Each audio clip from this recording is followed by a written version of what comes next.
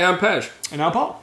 Here is your massive iOS update with all the crap that's in iOS 10. All right, so you got it. Somebody's excited. Yeah. Yeah. So, I got it. Yeah. I put it on my wife's phone. Okay, iMessage. Crap. Come on.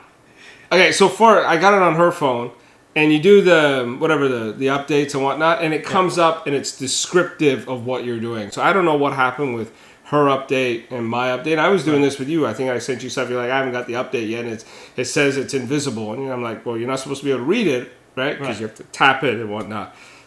Right. So I got to fix that on her side. So that's backwards compatibility, right? So you're sending messages and effects. Sure, that's what backwards compatibility. Well, for people, you're sending them a message of effects they don't have, so it's giving you descriptive text. No, but I said she has iOS 10. I have iOS 10, and she's not seeing the effects. So there's something wrong with. But yes, if you don't have the iOS phone, you can see what people are trying to do to you, which is probably better than what they're actually doing to you. Because today, I'm like, you're sending me something, and like the screen goes, I'm like, why? Why would you do this? There's narrators. So anyway, I think they're cashing in on the whole Snapchat thing, to be honest. Yes. It's the most unusable thing I've ever seen Apple create, and they did it intentionally because I think it's for the younger crowd that wants to play around and discover, hey, if I hold this thing a little longer, I get all these stupid options. Or crap. I can download all these stickers and pay $5 a pop. Yeah, and then there's a whole nother ecosystem of stuff you can buy. There's a whole other store. App Store for iMessage. Right. Yeah, I'm old. I'm done. I'm like, it's good. When I just want to read it. When they get beyond stickers and they actually get bots in there that will do something interesting in context while you're chatting, that's cool. Yeah, you know what the coolest bot is? Reply to your dumbass messages. That would be the coolest bot ever. I think we should go build one with a Microsoft bot framework.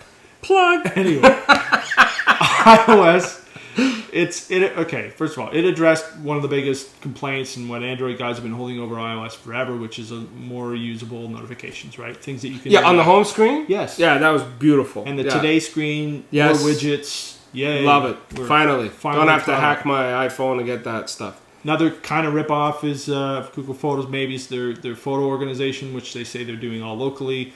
I've played around a bit with it. Buy Lightroom on your phone. Wonderful. Next.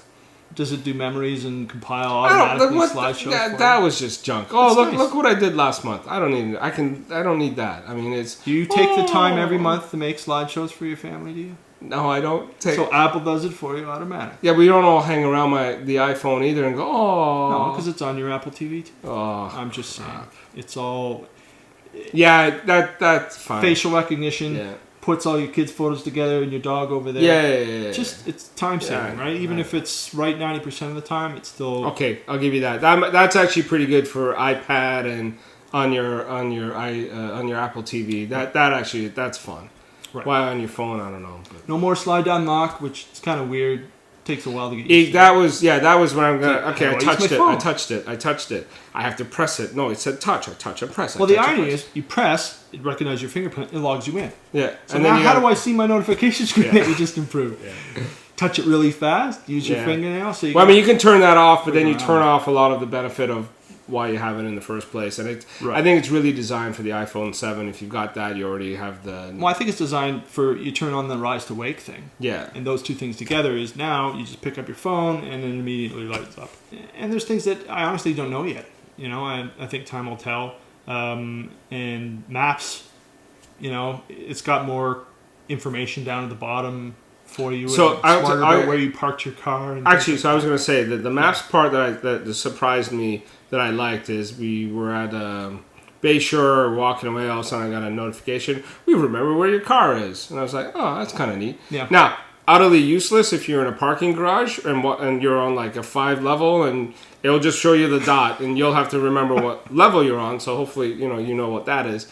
But I thought that was kind of neat because I mean, you park at the airport and stuff, and it remembers. Now the question is, if you park at the airport, you go on your trip.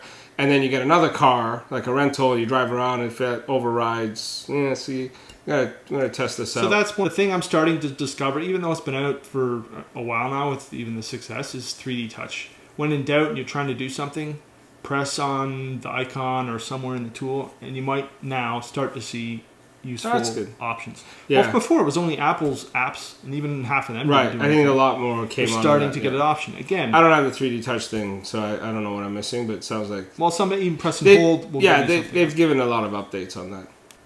And the last thing I'll mention is Siri. It's much hyped, but I think it'll take time for the developers to figure out how to hook their apps into it. And the harder thing is for users, how the hell are we going to know what we can say, without looking stupid? Yeah, book a reservation at whatever. Yelp's always had that it's a good point. I think what I found was that Siri is actually much more responsive and was able to pick out the things that I wanted right away. Versus before it goes, I don't know what you're talking about, but here's a series of web pages. And that was the more common, unless you said something around a sport team that it knew, or something that had that was well promoted. Siri knows nothing about the World Cup of hockey. I can tell you that. He asked for scores, and I financed Stanley Cup 4 months ago. But anyway, that's not a Canadian update. Yeah. That's kind of the good, the bad, and I'm not sure yet for iOS 10 in my opinion. All right, upgrade. You'll kind of like it. Everyone's upgraded. You have no choice. There you go. Assimilate. Yeah. I'm Pej. I'm Paul.